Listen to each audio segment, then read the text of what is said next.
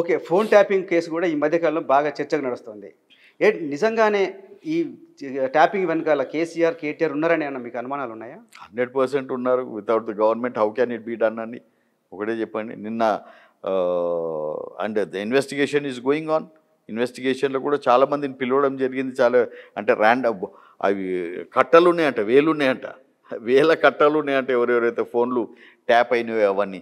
దాంట్లో ర్యాండమ్గా పిలిచి వాళ్ళను ఇన్వెస్టిగేట్ చేస్తున్నారు. దాంట్లో మొన్న మా మిత్రుడు ఏదైతే అశ్వత్థామ గారు ఉన్నారు కదా, మేము ఆర్టీసీ వారిని ఇంటర్వ్యూ చేయండి చెప్తాడు. ఎందుకంటే ఆయనని కాల్డ్ హిమ్ యాజ్ ఇది ఆయన ఫోన్ కూడా ట్యాప్ చేశారంట. మీ ఫోన్ ఏమైనా ట్యాప్ అయ్యే అవకాశం ఉందా? నా పేరు కూడా ఆయన అడిగింది ఉన్నదా అంటే 100% ఉండింటుందన్నా అని అన్నాడు. వాళ్ళు ఎవరిని వదలలేదండి, ఎవరిని వదలలేదు. ఒక మామూలు ట్రాన్సాక్షన్స్ కూడా వదలలేదు. అది ఎవరైతే మంచి మనుషులను వదిలేదు. మేమైతే పొలిటికల్లో ఉన్నాం మమ్మల్ని తప్పగా. కానీ నేను ఎప్పుడు కూడా ఎన్నడూ కూడా I never spoke on WhatsApp. చాలామంది అన్న వాట్సాప్లో మాట్లాడదా.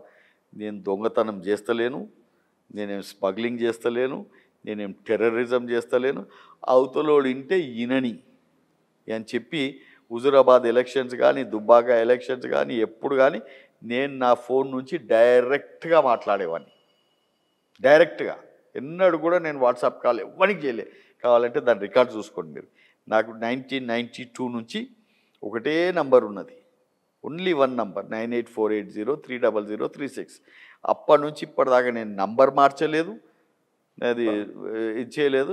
నేను ఎప్పుడు కూడా నా ఫోను ఎవడన్నా ట్యాప్ చేస్తుండన్నా నాకు ఎంతోమంది చెప్పాను, చేసుకున్నా నా కొడుకు నీ అమ్మ నేనేమన్నా ఇది చేస్తున్నానా అని చెప్పేవాడు. కానీ కేసీఆర్ చెప్తున్నాడు ఆ డీసీపీ రాధాకిషన్ రావు ఎవరో నాకు తెలియదు, మాకేం సంబంధం. దాని మీరు నమ్మకం లేదా? ఆయన రేపు వచ్చే ఎవిడెన్స్ ఇస్తాడు కదా, ఆయన రేపు వచ్చే ఎవిడెన్స్ ఇస్తా అని చెప్పాడు కదా. ఇక్కడ బయటికి పోయినట్టుండు కదా ఆయన ఎవరు ప్రభాకర్ రావు ఎవరో బయటికి పోయినట్టుండు కదా, ఆయన వచ్చి ఎవిడెన్స్ ఇస్తా అంటున్నాడు కదా. ఓకే, ఈ మధ్య బీజేపీ నాయకులు లక్ష్మణ్ గారు కావచ్చు, మిగతా వాళ్ళు కూడా ఓటుకు నోటు కేసులో రేవంత్ రెడ్డి జైలుకి వెళ్ళడం ఖాయం, ఆగస్టులో సంక్షోభం రాబోతోంది కాంగ్రెస్ గవర్నమెంట్లో అంటున్నారు. రాబోతుంది కలలు అంటున్నారు బాస్. ఇవాళ రేపు చాలా కలలు. ఓటుకు నోట్లు తప్పేమున్నది నేను చెప్తున్నా. వాట్ ఈజ్ ఓటుకు నోటు అంటే లంచం ఇవ్వడం తప్పు కదా ఓటు కోసం? ఏది లంచం ఇచ్చి ఓటు ఒకవేళ ఇస్తే పోయిండు, ఆల్రెడీ దాంట్లో పోయొచ్చిండు కదా, దానికి ఏదన్నా ఉంటే శిక్ష అవుతుంది. తప్పు. ఇప్పుడు రాజకీయ ఎత్తుగడులు ఎన్నో నడుస్తుంటాయి. అలాగే శిక్ష పడి రేవంత్ రెడ్డి జైలుకి వెళ్తాడు, ప్రభుత్వం కూలిపోతుంది అనేది బీజేపీ నాయకుల అంచనా. వాళ్ళు కలలు కనమను. ఒకవేళ రేవంత్ రెడ్డి లోపలికి పోయినా జైళ్ళ నుంచి మళ్ళీ గవర్నమెంట్ నడుపుతాడని చెప్పి మా అందరికి భరోసా ఉంది. మోడీ రేవంత్ సర్కార్ని కూల్చేస్తాడని చెప్పి కేసీఆర్ పదే చెప్తున్నాడు. అట్లాంటి అవకాశం ఏమైనా ఉందా? చెప్తున్నా కదా బాసు, ప్రజలు మెచ్చిన మనిషి ఇప్పుడైనా, ప్రజలు కావాలనుకున్న మనిషి. దరిదాపుల కూడా ఇంకొక పార్టీ దగ్గర కనపడతలేదు. మీరు ఒకటి రాసి పెట్టుకోండి, నెక్స్ట్ 5 years కూడా ముఖ్యమంత్రిగా ఏదైతుందో రేవంత్ రెడ్డి గారు ఉంటారు, కాంగ్రెస్ పార్టీ ఉంటుంది. కానీ కాంగ్రెస్లో ఉన్న మంత్రులు 30 మంది ఎమ్మెల్యేలు మాకు టచ్లో ఉన్నారని చెప్పి బీజేపీ లెజిస్లేచర్ పార్టీ నాయకుడు ఏలేటి మహేశ్వర్ రెడ్డి బహిరంగంగా ప్రెస్ మీట్ పెట్టి చెప్పాడు. ఏమైనా ప్రమాదం లేదా గవర్నమెంట్కి? అటువంటిది ఏ ప్రమాదం ఉండదు. అది కూడా కాకుండా ఏదైతుందో పోయి కూడా ఏదైతుందో ఈ ఎమ్మెల్యేలు కానీ మంత్రులు కానీ నేను అనుకుంటే బీజేపీ రూలింగ్లకైతే పోరు. అది నేను 100% చెప్తాను, గ్యారంటీ ఇస్తాను.